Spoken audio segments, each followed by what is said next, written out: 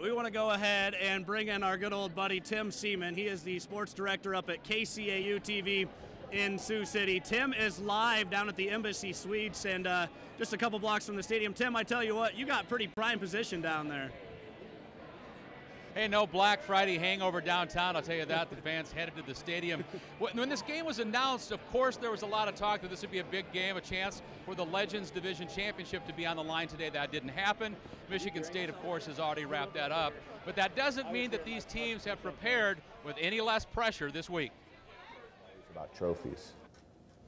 There's a lot of things that play into it. When you go to compete, you go to compete. And so, well, trust me, both teams will be out there ready to play. I'm not sure whose idea it was, but I congratulate anybody that was involved. And we won't have any excuses on Friday. If we don't play well, it won't be because of this week. You know, I think we're in good shape there, and I think our players are in good mental spirit. And then the other good thing is this is about as healthy as we've been. Both coaches come from the far-reaching coaching tree of Hawkeye legend Hayden Fry. Ferentz as offensive line coach on Fry's 1981 Rose Bowl team. I was really basically like Willie off the pickle boat. I had no idea where I was, what was going on for the most part, and back then I just kind of knew how to get to work. Bellini hit Kinnick Stadium 10 years later in 1991 as a graduate assistant.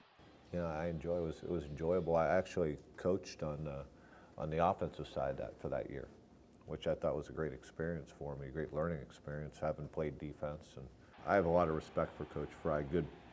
You know, obviously everyone knows he was a good football coach, but a really good man, tremendous person. Nebraska has owned the modern era of this series, going 5-1 since 1979. We were certainly at the bottom of the bottom third in '99. And they were in the top 5, so that didn't help. And then we went over and turned it over a ton in 2000.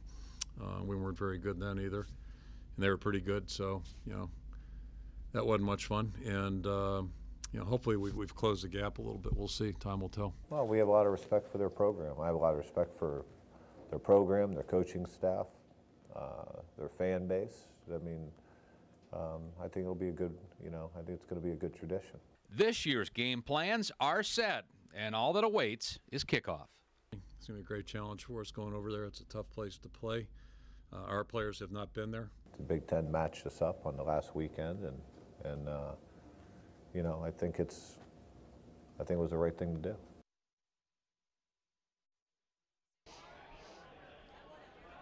I tell you what, this is a new chapter in this football, what hopefully will turn into a big rivalry. Let's hope we have a good game.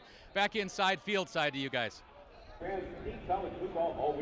All right, Tim, thanks a lot. We have to take a quick break as we continue to count you down to kickoff here at the top of the hour between the Hawks and the Huskers. And still to come on our Hawks versus Huskers countdown to kickoff special, we're going to speak to former legendary coach Tom Osborne and get his thoughts on this new rivalry. I'm hoping that Iowa fans will feel very welcome and very well treated here in Lincoln, and we hope it goes the other way too. And if it does, then it can really be something very special.